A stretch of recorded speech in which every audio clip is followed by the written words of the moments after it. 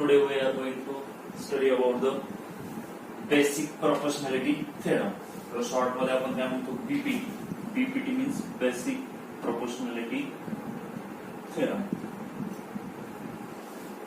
What is the statement? If line parallel to side of triangle intersects the remaining sides in two distinct points, then the line divides the sides in the same proportion. बघा तर आपण काय consider केलं, triangle ABC consider केलं. त्या triangle ABC मध्ये ही line L जी आहे ती लाईन L काय होते, पास होते. कुठून पास होते, AB आणि AC या दोन साइड्स मधून पास होते. दोन डिस्टिंक्ट पॉइंट कोणते, P and Q. AB वरील पॉइंट कोणता आहे, P आणि AC वरील पॉइंट कोणता आहे, Q. Then the line divides the side in the same proportion. तर आपल्याला प्रूव्ह काय करायचं, तर ती लाईन परत त्या दोन साइडला सेम प्रोपोर्शन मध्ये डिवाइड करते.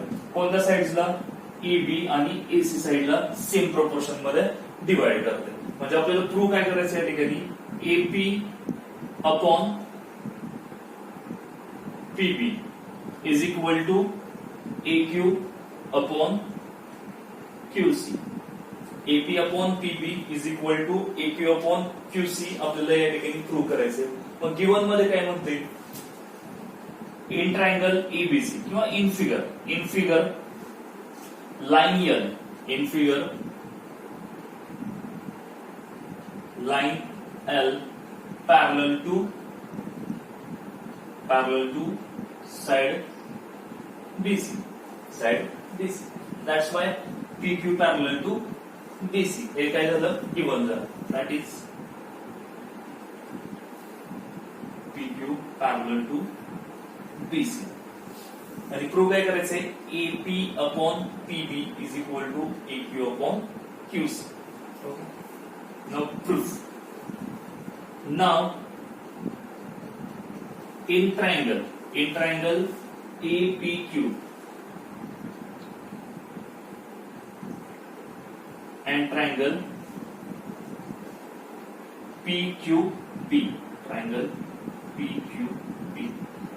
Consider triangle APQ and triangle PQB. हे दोन ट्रायंगल आपण कन्सिडर केले आणि त्यांचं एरिया बघ कसं भेटलं आपल्याला. Area of triangle APQ upon area of triangle PPQ किंवा PQB किंवा BPQ, नो प्रॉब्लेम. तर हे दोन ट्रायंगल ऑब्झर्व करताना तुमच्या लक्षात काय, PQ काय येते, कॉमन येते. त्याचबरोबर APQ BPQ हा AP आणि PB एकाच लाईन वरती येते. AP आणि PB कोणत्या लाईन वरती येते, AB ह्या लाईन पूर्ण लाईनचा विचार केला तर AP आणि PB हे त्याचे पार्ट आहे. म्हटल्यानंतर एरिया ऑफ ट्रायंगल APQ आणि एरिया ऑफ ट्रायंगल BPQ काय येणार आहे, कशाच्या प्रमाणात येईल, AP upon PB. This is equation first. आणि रिझन काय असणार आहे, areas proportionate to bases. Areas proportionate to bases म्हणजे या ठिकाणी height, area of triangle APQ आणि area of triangle triangle APQ आणि ट्रायंगल BPQ या दोन्ही ट्रायंगलची हाईट काय असणार आहे, सेम असणार आहे.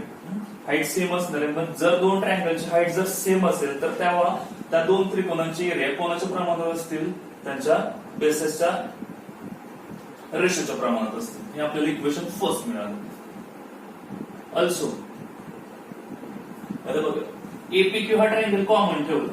APQ हा ट्रायंगल कॉमन ठेवला आणि त्याच्या जोडीला कोण घेतोय आपण, PQC घेऊया. Area of triangle APQ upon area of triangle PQC. Area of triangle APQ upon area of triangle PQC. इथं पण बघा सेम कंडिशन येईल. AQ आणि QC काय असणार आहे, एकाच लाईन वरती येतील. PQ काय असणार आहे, कॉमन असणार आहे. अगेन रिझन तेच येईल आपल्याला, AQ upon QC reason same reason असेल, एरियाज प्रोपोर्शनेट टू बेसेस. कारण ह्या ठिकाणी पण काय हाईट काय असणार आहे, सेम असणार आहे. APQ आणि PQC ह्या दोन्ही त्रिकोणाची हाईट सेम असणार आहेत आणि त्याचे बेसेस एकाच लाईन वरती येत आहेत. म्हणून ह्या दोन त्रिकोणाचा एरियाचा जो रेशो आहे तो कोणाच्या प्रोपोर्शन मध्ये असणार आहे, बेसच्या प्रोपोर्शन मध्ये असणार आहे. तर बेस काय झालं, AQ/QC. इक्वेशन सेकंड मिळालं. आता इक्वेशन फर्स्ट आणि सेकंड ऑब्झर्व करू. तर त्याची राईट साइड आपल्याला काय दिसते, AP/PB, AQ/QC. आणि टू प्रूव्ह वरती जर कॉन्सन्ट्रेट केलं तर आपल्याला ऑब्झर्व काय होते की आपल्याला तेच दाखवायचं, AP/PB is equal to AQ/QC. हे आपल्याला काय करायचं, प्रूव्ह करायचं. म्हणजे ह्या दोन इक्वेशन्स ऑब्झर्व केले तर ह्याची राईट साइड आणि इथली राईट साइड इक्वल दाखवायची. याचं मिनिंग काय होतं की आपल्याला राईट साइड जर इक्वल दाखवायची असेल तर त्यासाठी आपल्याला लेफ्ट साइडचा पण विचार करावा लागेल. म्हणजे लेफ्ट साइड सुद्धा इक्वल आहे असं दाखवावं लागेल. पण लेफ्ट साइडचा विचार करताना बघा की तुम्हाला त्याचा हे जे फर्स्ट इक्वेशन आहे, ह्या फर्स्ट इक्वेशनचं न्यूमरेटर काय, एरिया ऑफ ट्रायंगल APQ. याचा न्यूमरेटर काय, एरिया ऑफ ट्रायंगल APQ. म्हणजे ट्रायंगल APQचा एरिया आणि इथल्या ट्रायंगल APQचा एरिया सेमच असणार आहे. मग फक्त आपल्याला कॉन्सन्ट्रेट कशावरती करायचं, ट्रायंगल BPQ आणि ट्रायंगल PQC. म्हणजे आपल्याला इथं फक्त एवढंच सांगायचं, एवढंच क्लिअर करायचं की ट्रायंगल BPQ आणि ट्रायंगल PQC ह्या दोन्ही ट्रायंगलचे एरियाज कशा आहेत, सेम आहेत. ह्या दोन्ही ट्रायंगलचे एरियाज कशा आहेत, सेम आहेत. हे जर आपण क्लिअर केलं तर लगेच काय होणार आहे की लेफ्ट साइड दोन्हीची काय होईल, सेम होईल. आणि ऑब्व्हियसली लेफ्ट साइड जर सेम असेल तर आपल्याला काय म्हणतील, राईट साइड सुद्धा कशी असणार आहे, सेम असणार आहे. आणि राईट साइड म्हणजेच काय, राईट साइड सेम आहे असं दाखवलं तर तेच आपलं काय असणार आहे, रिक्वायर्ड प्रूफ असणार आहे. मग कॉन्सन्ट्रेट कशावरती करायचं, ट्रायंगल BPQ आणि ट्रायंगल PQC. म्हणून आता कोणते ट्रायंगल कन्सिडर करायचे, नाव कन्सिडर ट्रायंगल किंवा in triangle, consider triangle BPQ and triangle PQC. थोडंसं ऑब्झर्व करा, ट्रायंगल BPQ आणि PQC. तर यामध्ये तुम्हाला ऑब्झर्व काय होते बघा, हा PQ, हा जो PQ आहे, PQ कोणत्या लाईन वरती येतोय, लाईन L वरती येतोय. ओके. BC काय, ट्रायंगलची साइड आहे, जो आपला ओरिजिनल ट्रायंगल होता EBC त्याची साइड आहे, म्हणजे बेस आहे. मग लाईन L आणि BC हे एकमेकाला पॅरलल आहेत. लाईन L आणि साइड BC एकमेकाला पॅरलल आहेत. हे कशामध्ये क्लिअर झाले, गिव्हन मध्येच आपल्याला ते दिलेलं आहे. मग ह्या दोन पॅरलल लाईन्स आहेत. मग याचा अर्थ काय झाला, मग PQ पॅरलल टू BC. मग ह्या दोन पॅरलल साइड किंवा लाईनच्या दरम्यान जे दोन ट्रायंगल येणार आहेत, हे जे दोन ट्रायंगल येणार आहेत, कुठले दोन ट्रायंगल येतात, BPQ आणि ट्रायंगल PQC. हे जे दोन ट्रायंगल येतात ते कशाच्या दरम्यान येतात, ह्या दोन पॅरलल लाईनच्या दरम्यान येतात. मग मला सांगा, दोन पॅरलल लाईन्स, ह्या दोन पॅरलल लाईन्स आहेत, या दोन पॅरलल लाईन्स आहेत. आणि याच्या दरम्यान जर दोन ट्रायंगल येत असतील तर त्या दोन्ही ट्रायंगलची हाईट काय असणार आहे, इक्वलच असणार आहे. दोन्ही ट्रायंगलची हाईट काय असणार आहे, इक्वलच असणार आहे. आणि BPQ आणि CPQ किंवा PQC ह्यामध्ये PQ काय कॉमन येते ना, PQ काय येते, कॉमन येते.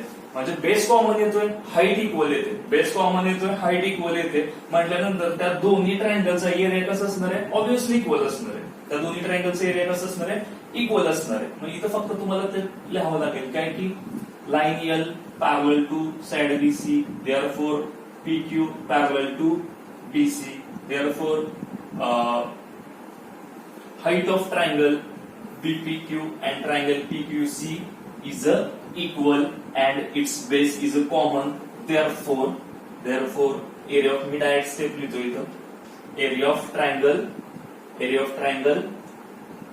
BPQ is equal to area of triangle PQC. याला इक्वेशन थर्ड म्हटलं तर बघा, इक्वेशन फर्स्ट, इक्वेशन सेकंड आणि इक्वेशन थर्ड तुम्ही ऑब्झर्व करा. थर्ड ऑब्झर्व केल्यानंतर तुमच्या काय लक्षात येईल की एरिया ऑफ ट्रायंगल APQ दोन्हीचा लेफ्ट साइडचा न्यूमरेटर सेम आहे. डिनोमिनेटरच्या बाबतीत डिफरंट होते denominator, area of triangle BPQ, area of triangle PQC. पण तेच दोन ट्रायंगलचा एरिया आपण इथं काय सांगितलंय, इक्वल सांगितलंय. म्हणजे हा लेफ्ट साइड इक्वल झाला, लेफ्ट साइड इक्वल झालं की राईट साइड सुद्धा इक्वल असणार आहे. त्यामुळे डायरेक्टली आपण काय म्हणू शकतो या ठिकाणी, from first, second and third. From first, second and third, AP upon PB is equal to AQ upon QC. AP upon PB is equal to AQ upon QC. This is our required proof. 2 मिनिटांमध्ये परत एकदा clear करते. Triangle ABC consider केलं, त्यामध्ये BC ह्या साइडला line येईल काय पॅरलल आहे. ती पॅरलल लाईन कोणत्या दोन साइड्स मधून जाते, एबी आणि एसी या दोन साइड मधून इंटरसेक्ट होऊन जाते. त्या ठिकाणी दोन डिस्टिंक्ट पॉइंट कोणत्या दोन डिस्टिंक्ट पॉइंट मध्ये इंटरसेक्ट होते, correspondingly P and Q. Proof मध्ये काय करायचं आपल्याला, AP upon PB is equal to AQ upon QC दाखवायचं. म्हणून पहिल्यांदा ट्रायंगल कोणता घेतला, एपीक्यू, आणि त्याच्या जोडीला कोण घेतला, बीपीक्यू. तर या ठिकाणी ऑब्झर्व काय होते की पीक्यू हा कॉमन पोर्शन येईल, कॉमन पार्ट येईल, आणि एपी आणि पीबी एकाच लाईन वरती लाईन होताना ऑब्झर्व होतील. म्हणून आपल्याला काय लिहिता येईल, area of triangle APQ upon area of triangle BPQ is equal to AP upon PB. Reason काय असणार आहे, areas proportionate to bases. Similarly area of triangle APQ upon area of triangle PQC, त्या ठिकाणी पण पीक्यू कॉमन पार्ट येईल, AQ आणि QC एकाच line वरती लाईन होतील, म्हणून AQ upon QC. Same reason, areas proportionate to bases. Equation third राहिलं. इक्वेशन फर्स्ट आणि सेकंड ऑब्झर्व केलं तर त्याच्या उजव्या बाजू इक्वल दाखवल्या, राईट साइड जर इक्वल दाखवलं तर तेच आपलं रिक्वायर्ड प्रूफ असणार आहे. ते दाखवण्यासाठी इथं फक्त गरज कशाची पडते, ट्रायंगल बीपीक्यू आणि ट्रायंगल पीक्यूसीचा एरिया इक्वल असणं गरजेचं असतं. तो दाखवता येईल आपल्याला, कारण लाईन येईल पॅरलल आहे कोणाला, बीसीला, म्हणजेच पीक्यू पॅरलल कोणाला झालं, बीसीला.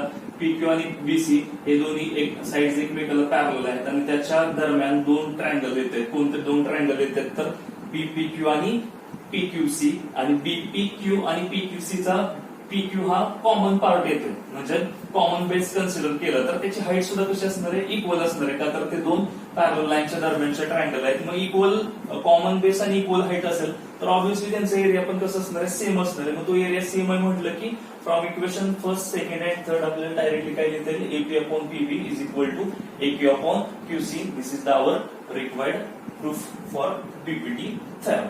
Okay, examples on BPT theorem. First example on BPT. In figure, DE parallel BC. DE parallel BC. DB is equal to 5.4. AD is equal to 1.8 centimeter. EC is equal to 7.2 centimeter. Find AD. According to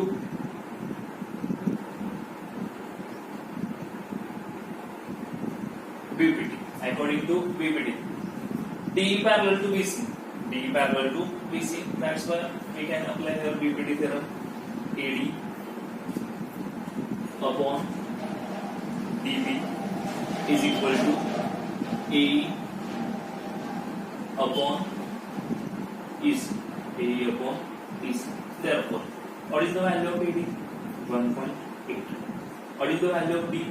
5.4. AE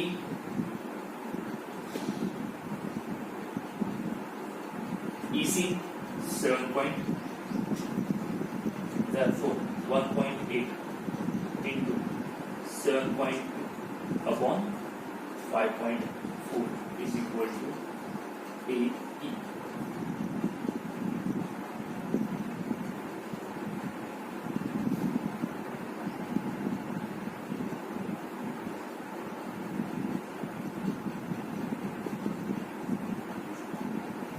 Therefore, AE is equal to 2.4 centimeter. Very simple one. AE's value काय मिळाली आपल्याला 2.4 centimeter after calculation. AE's value काय भेटली 2.4 centimeter.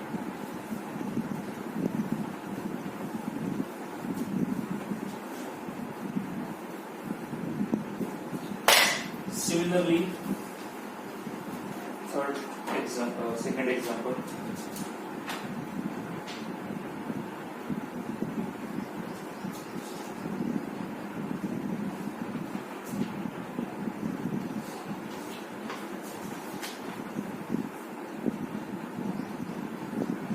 Second example on the basis of BPT theorem. This is the diagram.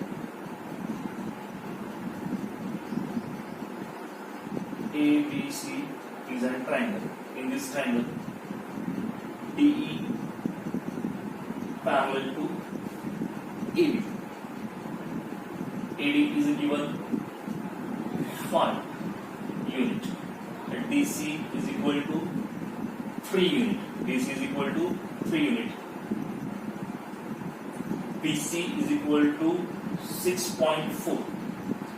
BC is equal to 6.4 unit. And then find out the value of B. Then find out the value of B. In this figure, triangle ABC. In triangle ABC, DE parallel to AB. DE parallel to AB. Therefore, according to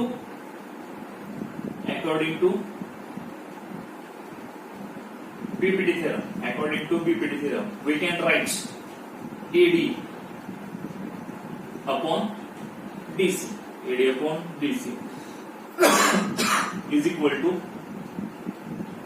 BE upon EC. BE upon EC. What is the value of AD? 5. DC also given that 3. BE not given. EC also not given. But BC length of BC 6.4. मग B किंवा EC दोन्ही पैकी कोणतं x मान? B ला x consider केलं. B ला काय कन्सिडर केलं? x कन्सिडर केलं. मग हा EC किती येणार आहे? 6.4 minus x. EC काय 6.4 minus x. Therefore B is replaced by x. EC is replaced by 6.4 minus x. Therefore 5 into 6.4 minus x is equal to x into 3, 3x. 5 multiply 5 into 6.4. It is 6 5 is 30 and 5 into 0.4 is equal to 2. The total is 32. 32 minus 5 into x. 5x is equal to 3x. 32 as it is equal to minus 5x है तो shift किया then plus 5x 3x plus 5x 8x 32 18 पर shift किया upon 8 is equal to x. Therefore x is equal to 8 4 is 32. X is equal to 4 unit. X ची value 4 unit मिळाली. आपल्याला find करायला काय सांगितलं? B.